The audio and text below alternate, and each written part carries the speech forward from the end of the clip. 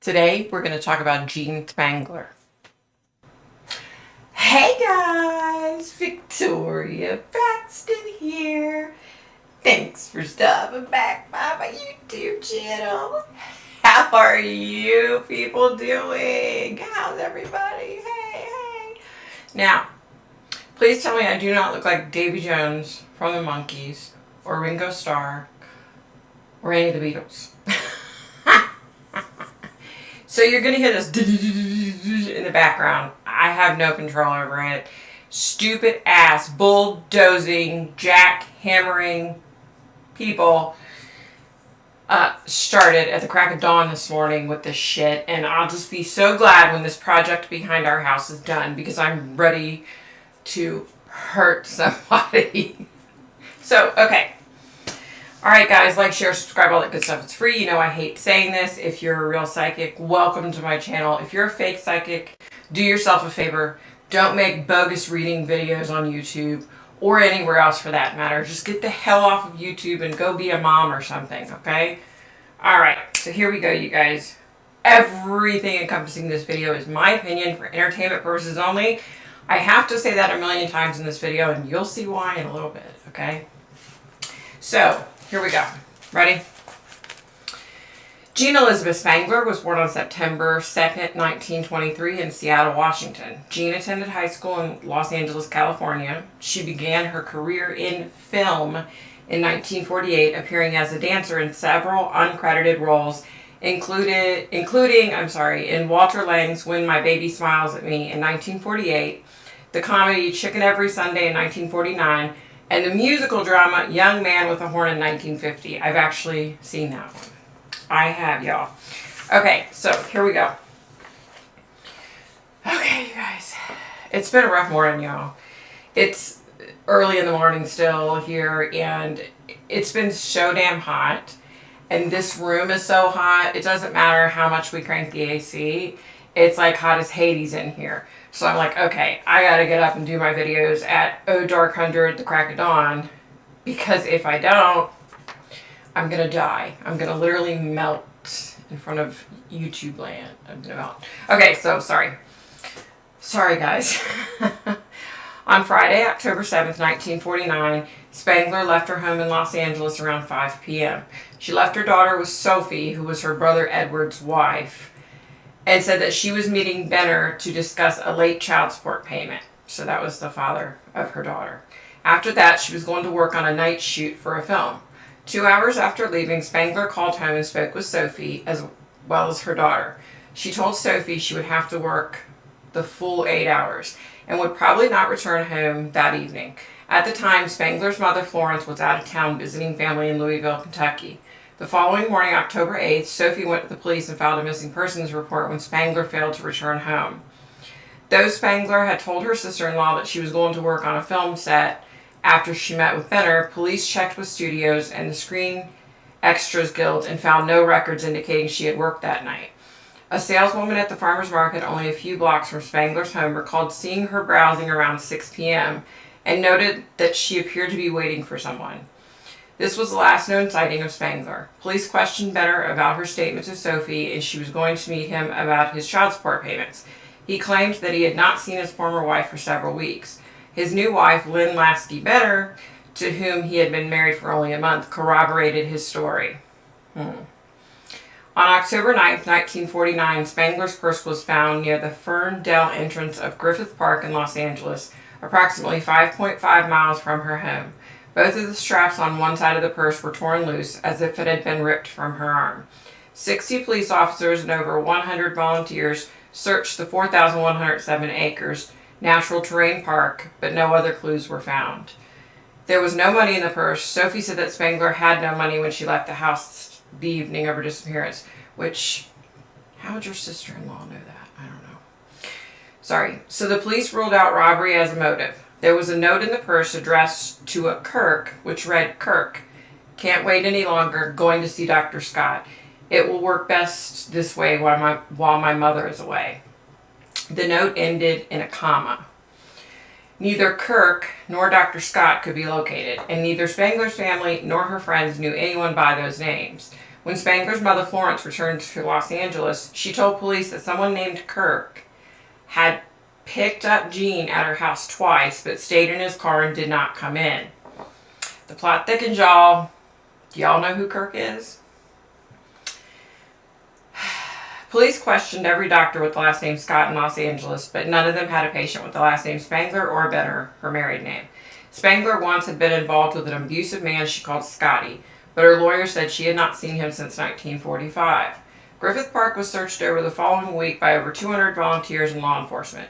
During the search, one volunteer's dog dug up a denim Los Angeles County jail uniform in a shallow hole, but no other belongings of Spangler's were found.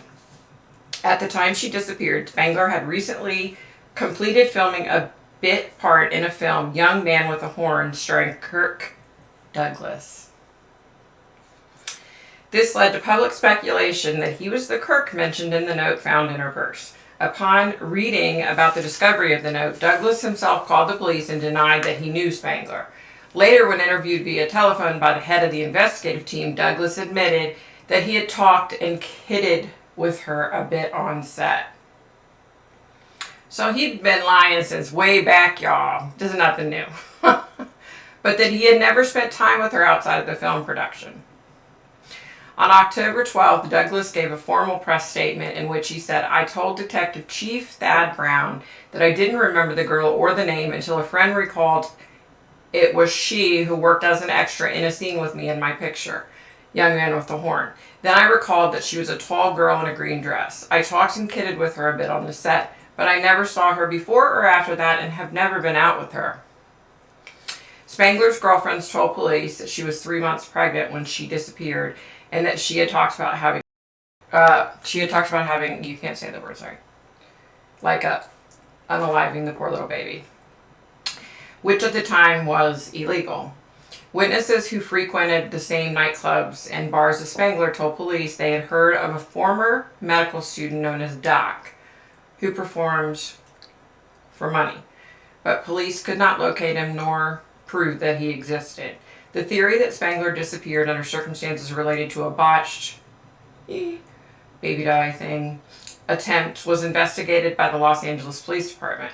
Spangler had also told her friend, actor Robert Cummings, that she was having a casual affair at the time, but did not mention the identity of the man. When Cummings asked her if it was serious, she responded, "No, but I'm having the time of my life." At the time, some newspapers reported that Spangler was feared to be one of several female victims in a series of killings in Los Angeles, potentially linked to the Black Dahlia murder in 1947. Another theory investigated by police was that Spangler's disappearance was related to Los Angeles gangsters with whom she purportedly was associated. According to historian John Lewis in his book Hard Boiled Hollywood, Crime and Punishment in Post-War Los Angeles, Spangler had worked for a time as a dancer in Florentine Gardens, a nightclub owned by Mark Hansen and Nils the Granlund. Lewis claims that her acquaintances with Hansen and Granlund put her in the orbits of various mob affiliates, including Anthony Cornero and Mickey Cohen. Spangler had allegedly been seen with Davey Ogle, an associate of Cohen's, in Palm Springs, as well as in Las Vegas, Nevada. With Ogle and Fred Nicolai, another associate of Cohen's. Ogle disappeared on October 9, 1949, 2 days after Spangler. This led police to investigate the possibility that Spangler and Ogle, who was under indictment for conspiracy, had fled to avoid prosecution. Police interrogated Thomas Ellery Evans, a gangster and acquaintance of Ogle, during their investigation. In April 1950, Spangler's sister Betsy testified that neither she nor her sisters were ever acquainted with Ogle, Cohen, or any of his associates. In 1950, a customs agent in El Paso, Texas, reported seeing Ogle and a woman who looked like Spangler in a local hotel.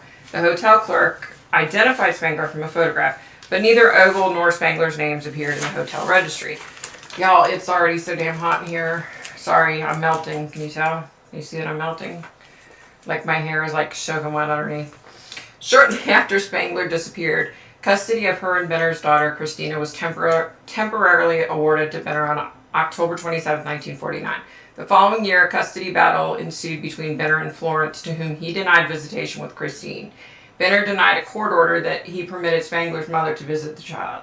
When Benner was ordered to serve 15 days in jail for being in contempt of court, he fled California with his daughter and later settled in Florida. Benner died on May 7, 2007 in Jacksonville, Florida.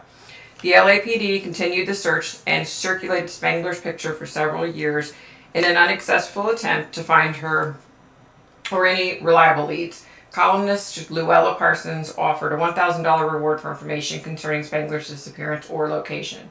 Despite a nationwide search, no further clues have surfaced. Possible sightings included Northern and Southern California, Phoenix, Arizona, and Mexico City over the next 2 years, but none of those sightings could ever be validated. She's still listed as a missing person, and the LAPD has not closed her case. Wow, you guys. Okay, so... Alright. I was able to connect with Jean. Y'all remember... This is my opinion. This is for entertainment purposes only. Don't sue me, Kirk Douglas, because I don't have any money. Okay? I'm a broke psychic. So, Jean talks to me, I usually try to do that. Talk to them, like get them to talk about their life and the happy times and the happy things. Like she talked about her mother. She talked about her daughter. She's, saying, she's with her mother now, which she's been with her for a while. Okay, so she said she began to fear her ex-husband. She began to fear her ex-husband. He confronted her and said, "Are you pregnant?" And she said yes. And he said, "What the hell are you thinking? I have a new woman. Who the F do you think you are?" Okay, so Jean had been having an affair with her ex-husband, but he was with a new woman. So he discovers Jean's pregnant and he is livid. Like, oh my gosh, here's my whole future. I'm going to lose my wife. I'm going to lose everything. Because basically he put off to her, I'm going to lose everything because you screwed up and got pregnant. Because, it only takes one person to get pregnant, right? So she said that she had had relations with her ex-husband on 2 occasions. She had not told her ex that she was in a relationship with someone else. Okay. So she said, her and Kirk had been having a casual affair, I guess you could say. Okay. So when she admitted to her ex-husband that she was pregnant, he flew into a rage. She was trying to tell him, she kept trying to tell him as he's like basically beating the crap out of her, it's not yours, it's not yours, it's not yours, it's Kirk's. And she doesn't remember what happened after that, other than she blacked out. So I said to her, the Kirk that you're speaking of, is that in fact Kirk Douglas? Don't sue me, Kirk Douglas. And she said, yes. She said it was a very casual affair. They just went out and had fun. She said there weren't like any feelings or anything at that point. So I asked her, do you know where you're buried? And she said, I have since learned that I was in fact buried in Griffith Park. So, I don't know that she said park. I think I added that because I don't know what the name of it is. She said in the Griffith area, I guess she said. She said she doesn't know where. The way she spoke, it sounded like it was pretty expansive. So she's not sure where, but she's definitely there. So maybe one day she'll be discovered. I don't think so, but maybe one day. So anyway, she spoke about how she regrets, everything. She regrets having the affair. She regrets, all of it. But she's in a good place. So yeah. It was interesting, you guys, because, this has to do with like a big name actor. It was very interesting. Don't sue me, Kirk Douglas. This is for entertainment purposes only. This is my opinion, y'all. Okay, guys, I am literally melting, as you can probably see. It is so damn hot in here. I hope you guys are having an amazing week. I need to get out of here and like stop melting, so I'm gonna do that. So be nice, be kind, stay safe, stay healthy, and that about does it for me. Bye, guys.